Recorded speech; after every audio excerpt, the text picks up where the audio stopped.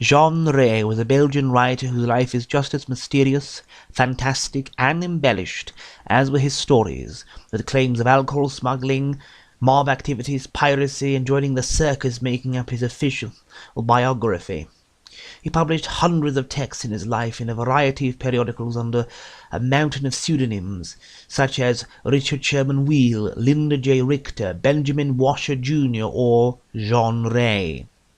Raymundus Joannes de Kremer was born in 1887 in Ghent, the son of a teacher and a worker at a railway station.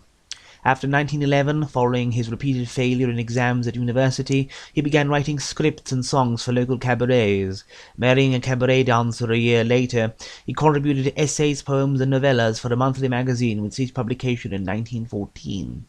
During the tumultuous time of World War I, we find Ray tasked with arranging the quartering of German soldiers. After the war, he served as a journalist first in Journal de Gand, and after it folded in L'Ami du Livre, while continuing his theatre and cabaret work.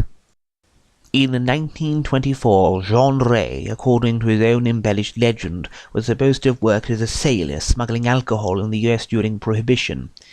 In 1925, he published his first full collection, Contes du Whisky, for which he was hailed as the Belgian Poe. And the following year, he was tried for embezzlement and sentenced to 6.5 years in prison. Jean Ray wrote some of his most famous stories, including The Main Salter while incarcerated.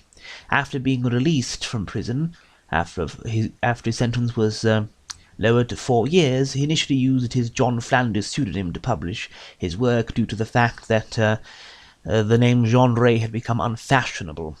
In 1933, he was hired to translate a pile of pulpy detective chapbooks originally published in German, starring Harry Dixon, the American Sherlock Holmes.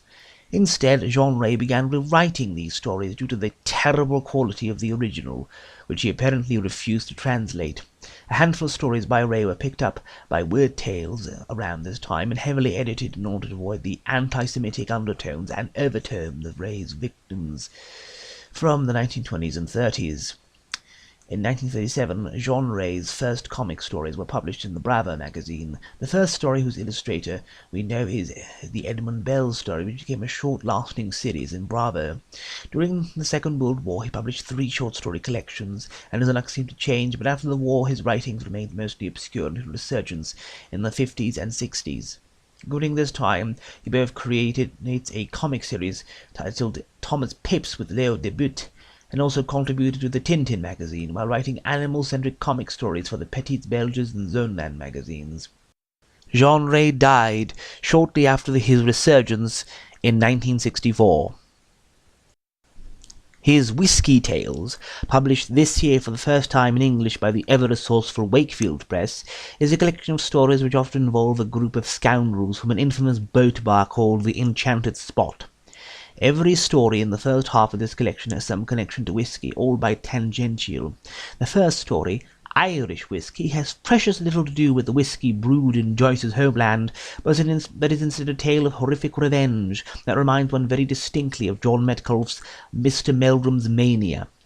In the tale, Gilchrist, who as one of his ships scuppered for the sake of insurance, gets several visits from a spirit, that it being the ghost of the late captain, and each time there is less of Gilchrist left behind and more of something different entirely.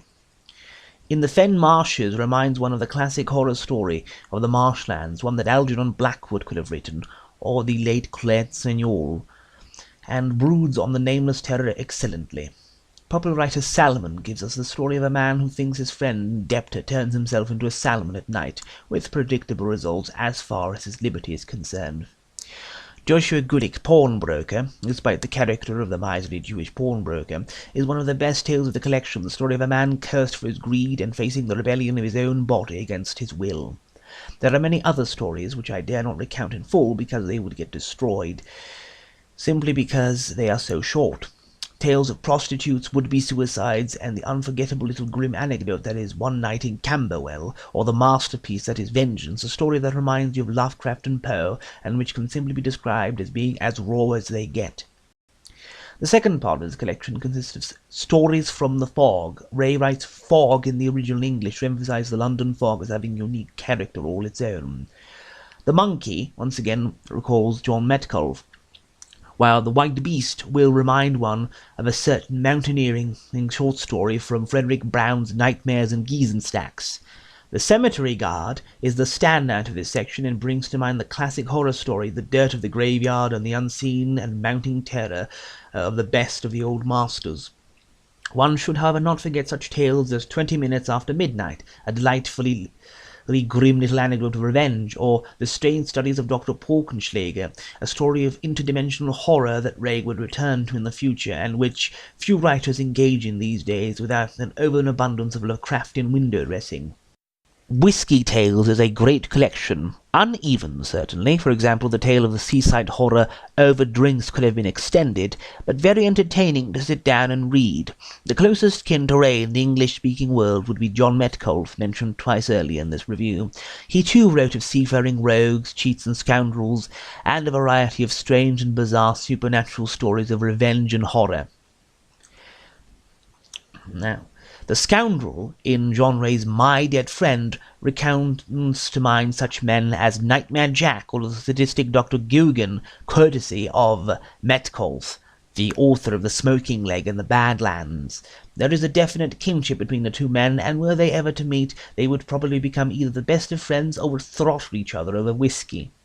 Before now, the only complete work of Ray's easily available in English, outside of scattered stories and short story anthologies, was his seminal and scoundrel-filled fantastic novel Malpertois.